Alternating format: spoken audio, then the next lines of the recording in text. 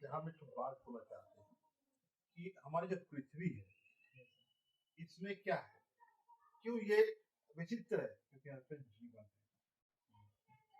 मान लीजिए जीवन, एक ही ग्रह है जिसमें जीवन बात किए थे, हाँ है ना, जिसमें जीवन है, और जीवन में जीवन को चलाने के लिए हम लोग जन्मे हैं, अलग अलग प्राणी है, हम लोग जन्मे हैं और एक दूसरे के सहारे पर जीते हैं।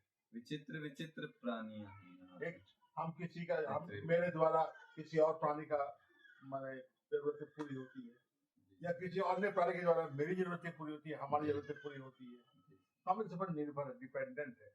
वास्तविकता ये भी है कि यहाँ पर जीवन है, और जीवन के में जितनी प्रजातियां हैं, इंसान, पशु पक्षी, जानवर, पक्षी, जो भी है, सब इनसे पर आते हैं। आप क्या कहते हैं? देखा जाए तो आज जितना जीवन सक्रिय है, एक समय पर पृथ्वी में भी जीवन इतना सक्रिय नहीं था। बहुत ही शुरुआती दौर में जब कोई भी एलिमेंट एक प्रॉपर ढांचे में नहीं था, यानी कि ना सांप थे, ना गिलहरी थे, ना ही मछली थे, ना ही कछुए थे, ना ही इंसान थे। हाँ, ना ही इंसान थे। ये पृथ्वी पूरा तरह से पानी से ढका हुआ था।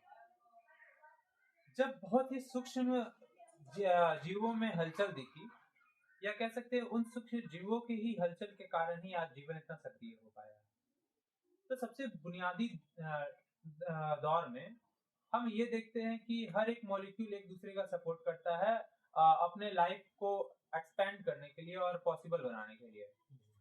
जैसे पृथ्वी पे जीवन आज अगर इतना सक्रिय है तो इसके पीछे का कारण फूड चेन भी है। वही तो बाबा ने बोला है, हाँ, कि हम लोग आश्रित हैं, एक दूसरे, है ना, जीवन है। हाँ, प्रकृति भी हम लोगों को दो हिस्सों में साफ तौर पर बांटती है। वैसे जीव जो कार्बन डाइऑक्साइड पे जिंदा रहते हैं, वैसे जीव जो ऑक्सीजन पे जिंदा रहते हैं। बिल्कुल, हम सभी ऑक्सीजन से जीने वाले जीवों के शरीर से कहीं ना कहीं एक जैसा रक्त बहता है, लाल रंग का। वही मैक्सिमम जितने भी कार्बन डाइऑक्साइड कंज्यूम करने वाले जितने अलग अलग स्पीसीज के जीव हैं, जो कि हैं पेड़ पौधे, साग सब्जी, घास, ये इन सभी के रक्त के तौर पर क्या बहता है? रस। वो उनके रक्त हैं, और ये दोनों एक दूसरे के अनुयायी हैं, यानी कि एक दूसरे के बिना जीवन गुजारना संभव ही नहीं। असंभव। और यही डिपेंडेंस ही है जो नेचर को आज इतना डेंस बनाया है और हर जगह बायोडाइवर्सिटी इतना अच्छा से स्प्रेड हो पाया है। इसी को जीवन चक्र भी कहते हैं। देखा जाए तो हम सभी इतने सारे इंसान हैं और हम सभी के पास, आप बताइए, वो दो चीजें जो असामान्य है। हम सभी इतने सारे इंसान हैं, तो हम सभी के पास दो आंखें हैं, दो मतलब एक नाक है, दो कान है, एक मुंह है, सुंदर बाल और दाढ़ी है दो भुजाएं हैं, एक छाती है, एक पेट है, हम सभी पैरों पे चलते हैं।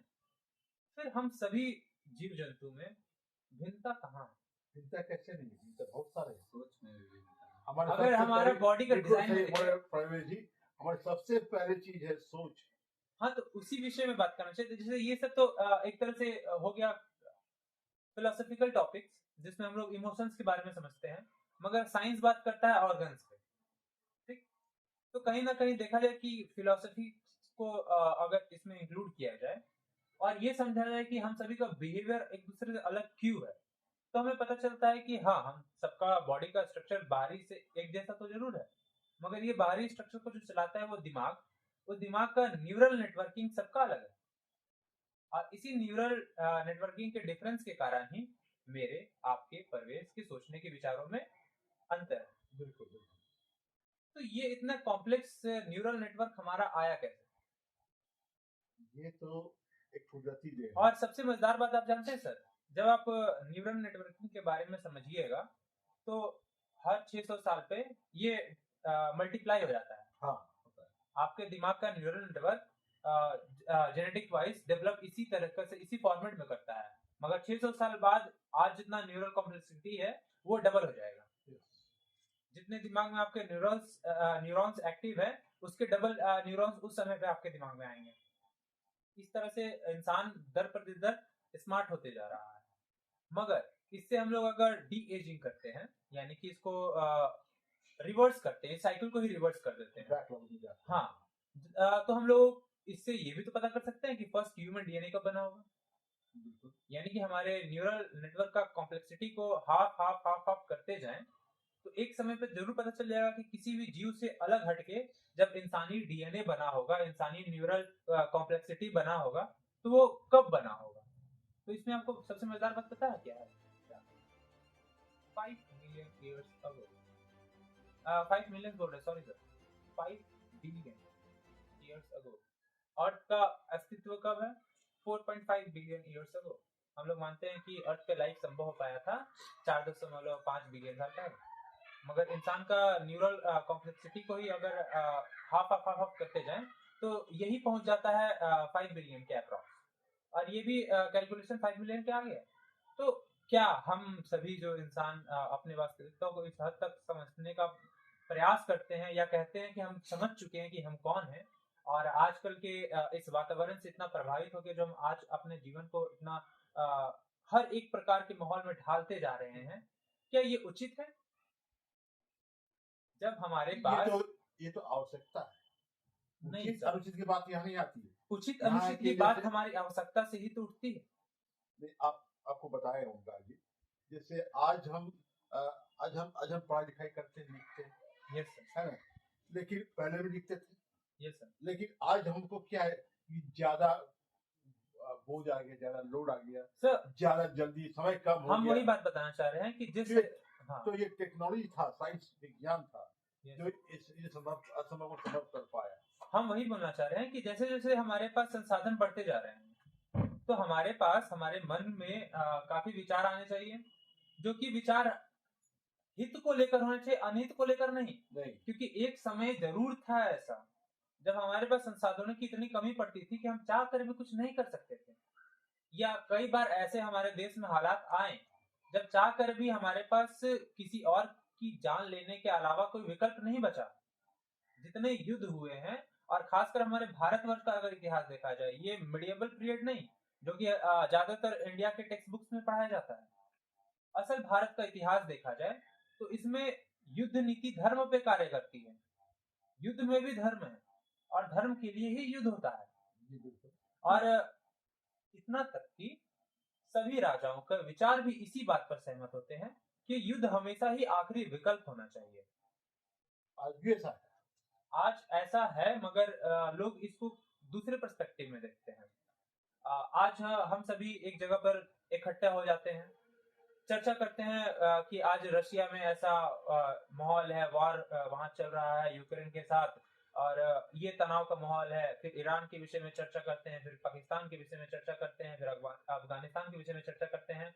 भिन्न भिन्न देशों के विषय में चर्चा करके हम लोगों के सामने ये साबित करना चाहते हैं कि हम कितने जानकार हैं और हमें विश्व की कितनी चिंता है। मगर क्या हमारा ये चर्चा करने से वो समाधान हो पाएगा उसका? जरूरतें हमें विकास की ओर ले जाती हैं, और जरूरत से अधिक की चाह हमें विनाश की ओर ले जाती है। सही वो बात, भी बात। बिल्कुल हमें सही। समझना चाहिए कि आज हमारे पास अधिक जो जरूरत। कुछ है, हाँ, ये उपयुक्त है। अगर हमारे जीवन का संचार देखा जाए तो बस वो अन्न आहार है जिसे हम पचाते हैं, और उससे हमारा शरीर को ऊर्जा मिलती है और हमारा शरीर कार्य करता है। इसके अलावा हमारे पास हमारा दिमाग को संतुलित रखने के लिए परिवार है। जिस परिवार को कोई वातावरण। ठेस और किसी भी प्रकार की समस्याएं ना हो, इसके कारण हम लोग आमतौर पर सामाजिक जीवन जीते हैं। क्योंकि एज ए ह्यूमन और as an other animal species हम लोग काफी वीक है बाय फिजिकल बॉडी। अगर हमारे सामने शेर आ जाए तो हम मर सकते हैं। जैसा कि हम लोग वाई एज ह्यूमन के फर्स्ट चैप्टर में बात किए थे कि अगर हमारे पास एक शेर आता है तो शुरू में हम लोग डरते हैं, क्योंकि हमारे पास अगर हम निहत्ते हैं तो हम उससे कमजोर है, वो हमें मार के खा जाएगा। बिल्कुल। मगर अगर हमारे पास एक गन हो तो सामने एक शेर क्यों ना आ जाए, हम नहीं डरेंगे, क्योंकि मेरे और उसके डर के बीच में बस एक फासला है, वो है ट्रिगर का। हम यहाँ ट्रिगर दबाए, वो डर खत्म। ये कॉन्फिडेंस कैसे आया? हमारे उस मैकेनिक्स से जो कि हमें कहाँ से मिला, नेचर से मिला। जिस हर एक नियम जिस पे वो कार्य करता है, वो बंदूक कार्य करता है, वो सभी चीज प्रकृति में है। अगर हम सही कंपोनेंट्स को सही अमाउंट में मिलाते हैं, ये वही रिएक्शन है जो एक समय पर हुआ हर एक कोनों में। ये जो नॉर्मल रसायन है, जो हम लोग रसायन विज्ञान पढ़ते हैं, वो कहाँ से आता है? प्रकृति से आता है। प्राकृतिक तौर पे ये रासायनिक प्रक्रियाएं होते रहती हैं।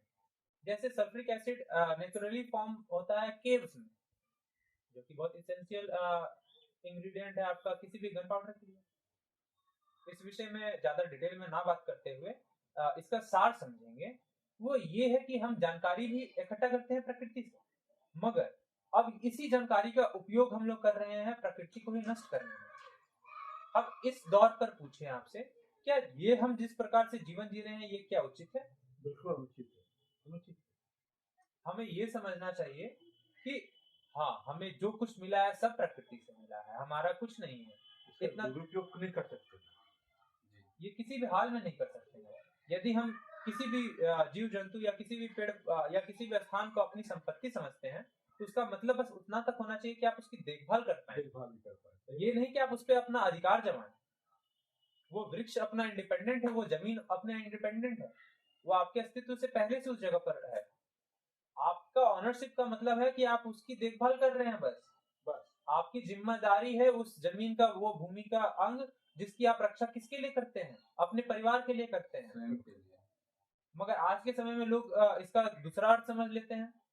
वो अपनी संपत्ति को समझकर अपनी संपत्ति की रक्षा करते हैं, मगर दूसरों की संपत्ति को कुछ नहीं समझते हैं। वो दूसरों की संपत्ति पे नुकसान करते हैं। और नहीं तो मूर्खों से भरा हमारा देश ऐसा है कि यहाँ पर सरकारी संपत्ति को नुकसान पहुंचाया जाता है। खुद सरकार ही पहुंचा जब रहा है तो सरकार कैसे पहुंचा रहा है दोस्त? सरकार तुम एक कॉन्सेप्ट समझो, सरकार क्यों पहुंचाएगा? हर कुछ रोड का इंफ्रास्ट्रक्चर से लेकर हम हजारीबाग में रहते हैं, हजारीबाग में झील में लगा था सबसे स्टार्टिंग में स्ट्रीट लाइट, पूरे झील को कवर कर दिया गया था। कितने लोग झील का ट्रैक वो स्ट्रीट लाइट को खोल के अपने अपने घर ले गए? सरकार का गलती था ये? इसमें नहीं सरकार का गलती है। ऐसी प्रकार से किसी भी मामलों में सरकार की गलती नहीं होती है। हमें समझना चाहिए जो कार्य करते हैं वो इंसान होते हैं, वो उस जगह के इंसान होते हैं। हाँ, वो इंसान अगर उस सरकार का भाग है और वो इंसान गलती करता है तो हम समझते हैं कि वो सरकार गलती कर रहा है। जिस प्रकार से एक हॉस्पिटल का एक एम्प्लॉय गलती करता है तो हम पूरे हॉस्पिटल को ब्लेम कर देते हैं। जिस प्रकार से एक मिनिस्टर एक किसी भी सभा में अपना अनुचित भाषण को प्रयोग करता है तो हम उस पूरी पार्टी को नेग्लेक्ट कर देते हैं। बस ये विचारधाराओं को हमें समझना पड़ेगा कि सरकार और कुछ नहीं है, ये हम ही सब हैं। अगर हम आज हमको ये जरूरत है कि हम लोग इस पर गहरी सोच करें। कोई चीज का जो प्रयोग हो वो उचित मात्रा में, सही जगह पर हो। कोई चीज भी अति चीज का प्रयोग नहीं होना चाहिए। प्रकृति बोलिए, प्रकृति का जो सामान है या हमारे जो दृष्टिकोण है वो सही दिशा पर जाना चाहिए। और हमें जहाँ तक लगता है ना सर, अभी के समय में प्रकृति को अगर कोई ज्यादा ठेस पहुंचा रहा है तो वो है सरकार। सरकार में इंसान कर रहा है, सरकार कोई दिमाग बात नहीं। तुम ये बात को विचार को समझ नहीं पा सरकार रहे हो। अपनी सत्ता के लिए ही ठेस पहुंचा रहा है कहीं ना कहीं। सरकार वो जरूरतें इंसान के पास पहुंच रहा है, लेकिन तुम उसके विचार बदले को में नहीं समझ सरकार रहे हो को दोस्त। सरकार कौन है? हम लोग क्या बात कर रहे हैं? हम लोग बात कर रहे हैं मनुष्य के बारे में। क्या सरकार चलाने वाले मनुष्य नहीं है? जब वो मनुष्य हैं, क्या उनकी अपनी अलग विशेष विचारधारणाएं नहीं होंगी? वो जिस संसाधन और जिस भोगों का वो डेली अपने अंदर आगमन कर रहे हैं, क्या उस भोग के परिणाम वर्ष उनका नीति जीवन और उनके विचारधाराओं में अंतर नहीं आएगा? हम और तुम एक समाज को देख रहे हैं जिसमें हमारे पास कार्य प्रणाली सीमित है, हमारे पास संसाधन सीमित है। इसी कारण से हमारा और तुम्हारा सोच सीमित रह गया। वहीं देख लो जिसके पास अधिक संसाधन है, अधिक स्रोत है, वो उसका दुरुपयोग भी तो कर रहा है। जो भाग तुम बोले थे कि आवश्यकताएं जरूरी है, आवश्यकताएं हमें विकास की ओर ले जाती है, मगर आवश्यकताओं का आवश्यकता से अधिक प्रयोग किया जाए तो वो हमें विनाश की ओर ले जाती है। बिल्कुल सही बात है। तो जो भी अधिकारी, जो भी व्यक्ति उस सरकार को चला रहा है वो भी तो इंसान है। वो उस संसाधन का अधिक भोग करना चाह रहा है या वो उससे अधिक लालसा रखता है, बस इसी कारण से हमें वो भ्रष्टाचार दिख रहा है। तो मेन ऑनर तो सरकारी है ना, कैसे उनके है? द्वारा ही हो रहा है। नहीं, वो इंसान के द्वारा हो रहा है। हमें समझना चाहिए कि हमें बदलना है इंसान की मानसिकता, ना कि सरकार की मानसिकता। सरकार है ही नहीं। अगर यहाँ तो हम नहीं कहते ना कि सरकार का गलती है, घर का सरकार ही गलत है, कहो। तो जो भी इस देश का ओमकार तो जो बोले वो सही बोले, कि मान लीजिए आपके घर में कुछ गलत हो रहा है, तो आपके घर का जो मेन आदमी है, पापा या आपके दादाजी, तो वो गलत हो जाएंगे, नहीं होंगे। नहीं होंगे ना। उससे सरकार भी गलत नहीं होगी। नहीं सर, ये बात नहीं, सरकार समझना चाहिए। लोग सरकार समझता है ना कि सरकार- सरकार एक सरकार- स्टैंप है, वही अभी बोल जो रहे हैं, सरकार है, वही बोल रहे हैं। सरकार समझता है नहीं लोग सर। स्टैंप है हम लोग, नहीं हम वही बोल रहे हैं कि लोग और तुम भी ये समझते हो कि सरकार एक स्टैंप है प्रॉपर कि वहां पर है तो वो जो रहेगा वही गलत होगा। नहीं, हमारे देश के प्रधान एपीजे अब्दुल कलाम थे, क्या उस समय में सरकार को तुम गलत बोल सकते हो? तो फिर तुम हर बार सरकार क्यों बोल रहे हो? सरकार चलाने वाले लोगों का नाम लो, जिसकी विचारधाराएं तुम्हें गलत लगती है उस लोग को बोलो, APJ उस कलाम व्यक्ति को गलत करो। जो थे वो हाँ। बहुत बड़े व्यक्ति तो वो सरकार ही में ना आए। नहीं, तुम कभी भी सरकार मेंबर है ना। नहीं, वो मेंबर कैसे? सरकार बहुत बड़ा है, हाँ तो है ना। तो बहुत बड़ा है तो गलती सबका तो नहीं है ना। बहुत ऐसे भी व्यक्ति सरकार है, वो कुछ है नहीं, जैसे सब लोग मेरे पिता भी पुलिस में है, वो अपना सर्विस करते हैं, वो अपना हेडेक देखते हैं, वो अपना कार्य अपने भूमिका बखूबी निभाते हैं। तो हम तो नहीं मानते हैं कि हर पुलिस वाला आदमी भ्रष्ट होता है। नहीं। मेरे पापा दिन रात काम कर रहे हैं, तुम कैसे कह सकते हो कि सारा पुलिस वाला कर? मगर लोग आज के डेट में पुलिस वाला को भी गलत बोल रहा है ना। ये विचारधाराओं को बदलो कि पुलिस एक यही बात करने हाँ, वाले बैठे हुए हैं। पुलिस एक सीक्वेंस है, उसका तो कार्य माध्यम है कि क्राइम में होने वाले शहर में होने वाले क्राइम को रोके, वहां पर देखभाल करे, वहां पर हर एक हादसों पर निगरानी रखे। हम लोग चाहते हैं हाँ। कि हम जो काम करने वाले सेवा दे रहे हैं उसमें आम पब्लिक उसकी मदद करे, ताकि वो जो गलत काम हो रहा है उस पर रुकावट हो जाए और सही काम हो। तब हम अगर छोटे स्तर पर देखें, आमतौर पर कोई भी चीज बड़े स्तर पर कभी नहीं होता है। अगर हमारे आसपास का गली मोहल्ला खराब है तो हम अपने करीबी जो भी विधायक है, नेता है, या आपका क्या सरपंच है, उसको जाके शिकायत कर सकते हैं, उससे कार्य करवा सकते हैं। वो नहीं कर रहा था एमपी को बोल सकते हैं, एमपी नहीं कर रहा तो सीएम को बोल सकते हैं, सीएम नहीं कर रहा तो उससे आगे जा सकते तो हैं। सीएम या जो एमपी है ये सरकार नहीं है, सरकार ही ना। इंडिविजुअल है, नहीं वो एक इंडिविजुअल है। अगर वो गलती वो करता है तो हमारे अगर हेमंत सोरेन गलती करता है तो तुम प्रॉपर हेमंत सोरेन का नाम लेके बोल सकते हो कि उसके हाँ अधीन में ये कार्य वो सही गलत नहीं हो है। रहा है। हाँ तो सरकार अधीन गलत में नहीं हुआ, हाँ तो उस व्यक्ति का अधीन में ही हाँ, वही जिसके बोल रहे हैं। अधीन में जो कार्य हो रहा है उसी हाँ, के तो बारे में आप नेता का ये टर्म नहीं है, वो नाम आप है सरकार नहीं बोल सकते। प्रॉपर। अगर कोई अभी भ्रष्ट के व्यक्ति समय में है, सर, अभी के समय में आखिर है ना सरकार। नहीं अभी के समय में कैसे अलग अलग राज्यों में अलग अलग सत्ता है। कई राज्यों में सही कार्य हो रहा है, जैसे यूपी में बीजेपी का गवर्नमेंट है, जिस सरकार को तुम कहना चाह रहे हो बार बार कि गलत कर रहा है, गलत कर रहा है। मेन जो सरकार, मेन सरकार कौन है? सरकार के कौन सभी है सरकार। मेन सरकार कौन है? तुम वही बीजेपी ना बोलना चाह रहे हो? हाँ अच्छा, तो ये- आखिर पीएम है ना कोई। ठीक है, वो पीएम हाँ। प्रधानमंत्री है, ठीक। हाँ। अब ये बताओ, वो मेन हाँ। गवर्नमेंट है तुम्हारे हिसाब से? हाँ। क्या उसके एक निर्णय लेने मात्र से सरकार नहीं। हर एक नियम को लागू कर देगा? नहीं, नहीं, अकेले नियम लेने से नहीं होगा। अलग अलग स्टेट में जो अलग अलग डिफरेंट पॉलिटिकल पार्टीज हैं, ये हाँ। सभी का वहां पर बैठक है हाँ। कि वहां पर बैठकर वो लोग सब वोट करेंगे। हाँ। वहां पर भी वो सभी पार्टीज नहीं है। हाँ। वो पार्टीज क्या है? जैसे 10,000 आदमी एक कमरे में नहीं हट सकते हैं, तो कहा गया कि 10,000 आदमी एक आदमी पे विश्वास करके भेजो उसको अंदर रूम में। हाँ। ऐसे ही कर करके 10,000 आदमी का अलग अलग नेतृत्व लेने वाले एक एक व्यक्ति, इस कमरे में अगर 10 व्यक्ति जमा हो जाते हैं तो हम 1 लाख व्यक्ति का नेतृत्व करने वाले उस 10 व्यक्ति से उन सभी का समस्या सुन सकते हैं, हाँ। उस पर समाधान कर सकते हैं। हाँ। ऐसे इंडिविजुअली अगर हम सबके पास पहुंचना चाहेंगे तो क्या ये संभव है? नहीं तो नहीं। तो अगर किसी क्षेत्र में कम या किसी क्षेत्र में ज्यादा हो रहा है, इसका मतलब है कि उस क्षेत्र का नेतृत्व करने वाला व्यक्ति अपने विचारों को सही से रख नहीं पा रहा है, या उस अपने विचारों पर सही से कार्य नहीं कर पा रहा है, या कहीं ना कहीं उस व्यक्ति अपने आप के स्वयं के लालच के कारण वो लोगों का हित को दबा रहा है। तो इस प्रकार से वो व्यक्ति गलत हुआ या वो 10,000 जन, क्योंकि अगर सरकार कहते हो तो वो 10,000 जन है वो सरकार, समझे? वो 10,000 जन की गलती नहीं होती है, उस एक व्यक्ति की गलती होती है। हमारे पास ये अधिकार है कि हम री इलेक्शन करवा सकते हैं। अगर अभी का चुनाव सरकार अगर महीना अंदर भी अगर कार्य सही से नहीं कर रहा है तो अपोज कर सकते हैं, इलेक्शन कमीशन को अपील डाल सकते हैं, PIL रजिस्टर कर सकते हैं, लोगों की सहमति से बता सकते हैं कि नहीं हमारे क्षेत्र में सही काम नहीं हो रहा है, दोबारा से इलेक्शन करवाइए। अगर इसी महीने इलेक्शन हुआ है, हम उस मिनिस्टर को चाहें तो 1 सप्ताह भी नहीं रहने देंगे पोस्ट पे, तो फिर कैसे सरकार गलत हुआ? जब नियम कानून हर कुछ हमारे पक्ष में है, बस यही है कि अज्ञानता लोगों को लगता है कि हमारे हाथ में तो कुछ नहीं है, जिसके पास पैसा है उसके पास ताकत है। ये माइंडसेट क्रिएट करवाया गया है। तो ये हर वो चीज हम बताते हैं, ये सब चीज बस एक चीज के कारण है, वो है social media. Social media propaganda समझ लीजिए 90% फेक होता है, उसका जानकारी से कहीं दूर दूर तक ताल्लुक नहीं है। सोशल मीडिया बस इसलिए है कि इंसान का एंटरटेनमेंट हो पाए। बस आप एंटरटेनमेंट का पर्पस को एजुकेशन का पर्पस बना लिए हैं, बस यही मतलब है। आपको जानकारी ढूंढना है, आप किताब में ढूंढिए। आपको कॉन्स्टिट्यूशन के बारे में जानना है, किसी रील से ज्यादा अच्छा आपको कॉन्स्टिट्यूशन की किताब बता देगा, उसमें सही कुछ बताएगा। अब ये लोग बताएंगे कि नियमों का सब उलट पलट करके उन्नीस बीस बता देंगे और आपके दिमाग में प्रोपेगेंडा क्रिएट कर देंगे। आप फिर उसके पक्ष में लड़ने लगिएगा और विशेष जो मूल बात है उसको आप भूल जाइएगा साफ तौर पर। यही तो कर रहे हैं लोग। हमारा उद्देश्य इस पूरे वीडियो का बस यही था कि इंडीड कॉस्मोस का अर्थ ही है कि वास्तविक ब्रह्मांड क्या है। जब वास्तविक ब्रह्मांड को हम समझेंगे तो हम समझेंगे कि ये सभी बनावटी चीजें असल में मायने नहीं रखती है। जो चीज मायने रखती है वो है जीवन। आज का वीडियो काफी लंबा चला। और इसी के साथ पूर्ण विराम लेते हुए हम लोग चलते हैं धन्यवाद। अपनी